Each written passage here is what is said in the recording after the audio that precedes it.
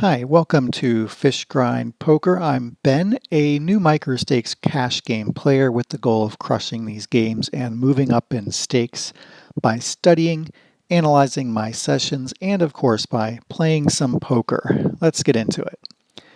This is a continuation of the previous video where I was going through some hands on my session earlier today, where a total of 100 hands, $2.36 won, which is pretty good at 1 cent, 2 cent. I would say that was not too shabby, but I did want to go over a couple of hands. These, not every hand is a big splashy pot where it's a, crazy, something crazy happens, or it's, really intricate type stuff. A lot of them are like I have a couple that I'm going to bring up right now.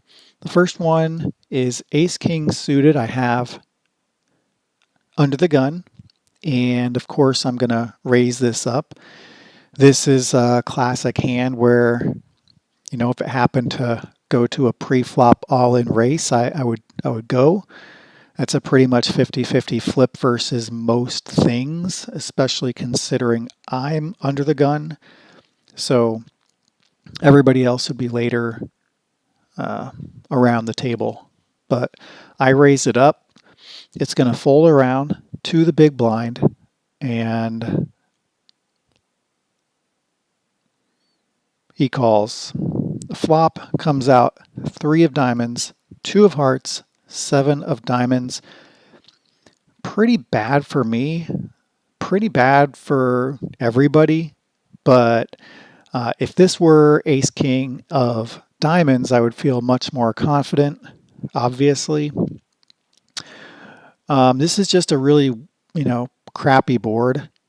And this is the big blind, so the big blind could have nearly anything.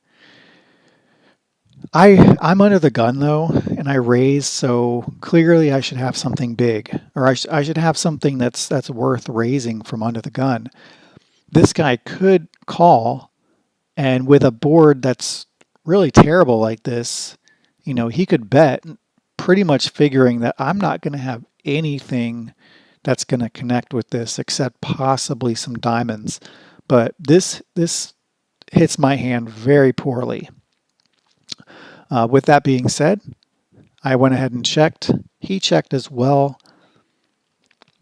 If I were in the big blind's shoes, I would have bet, because again, under the gun razor first in is not going to have anything that's going to hit this. Now I can float it, I can check call, but yeah, there's nothing that I should be really happy about in this spot. So I would have bet if I were in the big blinds position, but he did not. A 10 comes off. Now there's hearts and diamonds, which obviously I don't have either of, so I'm a little bit worried about another diamond or heart.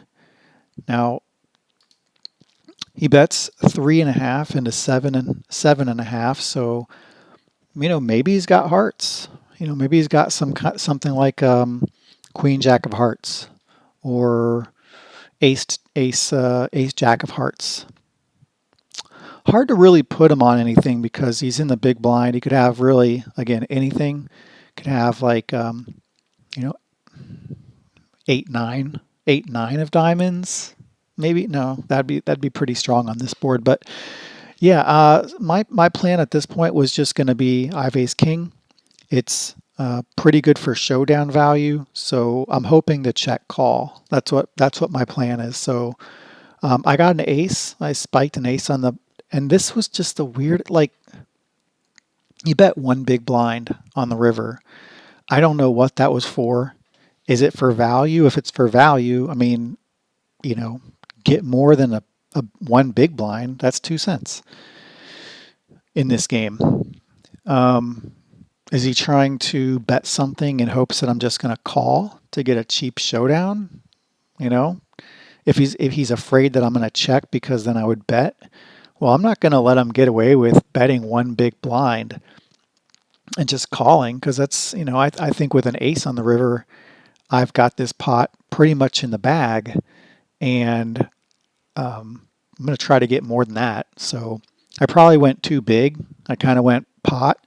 And this is, again, top pair, top kicker. It's not really the strongest, hand in the world.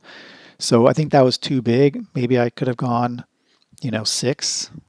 Just try to get something out of him, a little bit more out of him. But anyway, he folded.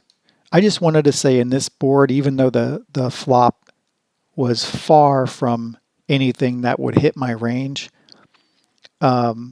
just the way it played out, I was just trying to be slow, keep the pot small, until, of course, I hit the ace on the river and none of the flushes came in. But I was just trying to be a little bit sticky, just playing pot control, just check call, check, check, showdown value, things like that. So that's a small 16 big blind or 16-cent pot, nothing to write home about. But, playing it differently, I could have just been like, okay, I got nothing on the turn, I'm going to fold. And then I'd have lost the pot. So that's something that these kinds of things add up over time. The other one I wanted to show was I had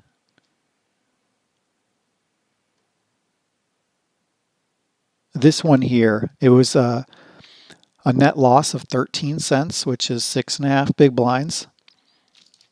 And I had ace queen offsuit, and I'm in the cutoff. No, I'm in the I'm in the hijack. All right, so fold, fold, fold, fold comes to me, and of course I'm going to pop it up. I could have gone to 3 or 3.5. 3.5 would have normally been my thing, but I've recently just decided to go to 5 because it's not really going to make a lot of difference to people. They're going to play or not based on their hand, and they're not going to really think anything about whether I do 2.5 or 3.5. So, might as well save some money here. If it's going to be a big pot, this isn't really going to make too much difference. The only time I might do 7 is if I'm under the gun. Then I do want to give just a little bit of extra something to keep everybody from coming in and having to play against like 4 other people. So let's see. So we get to the big blind who calls, and then the flop comes out 6, 7, 7, 2 clubs. I do have a club, so that's good. There's 2 7s.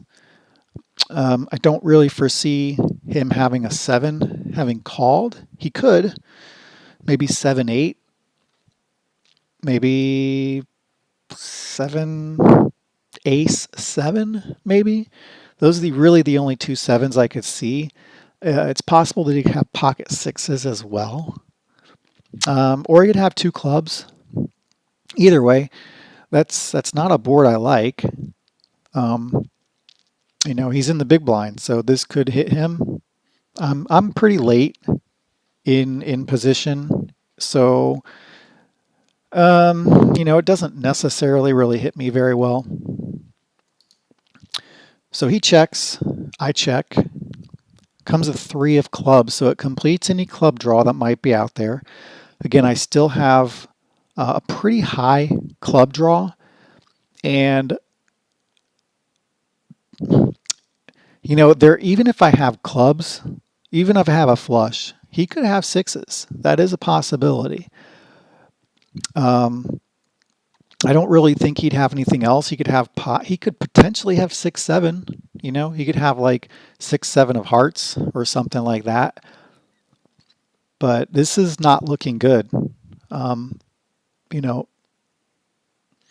not expecting there to be a full house, not with 7s when he called my pre-flop raise. I'm not liking this one. So he bets 4, and I called.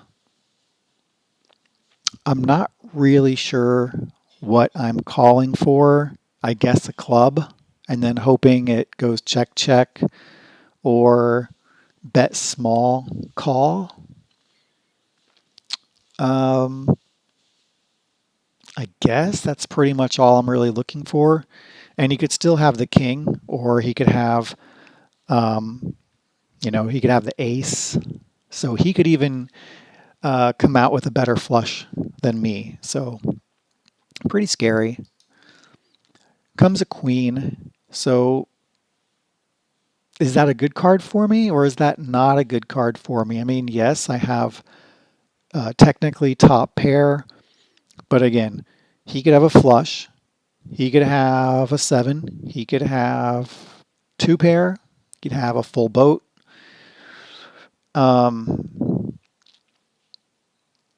He could have, geez, I mean, he could have quads, I guess, but I'm sitting here looking at this spot, and it really sucks.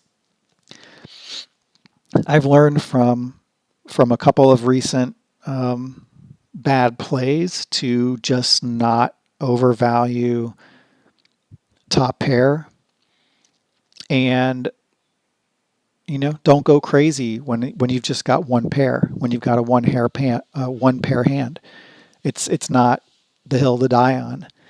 Now, if it had gone check check, I'd be happy to flip him over and just see what it looks like. If he bet 3 or 4 big blinds, 5 big blinds, something like that, I'd probably call, kind of a hero call, just to see, which is probably not good.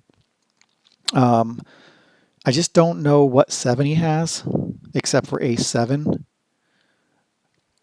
It's really hard to see what he actually has, but again, all I have right now is top pair. There's a flush out there. It's a paired board. It's just really not a good board for me. It's not at all. So he put in 12 and a half, and I folded.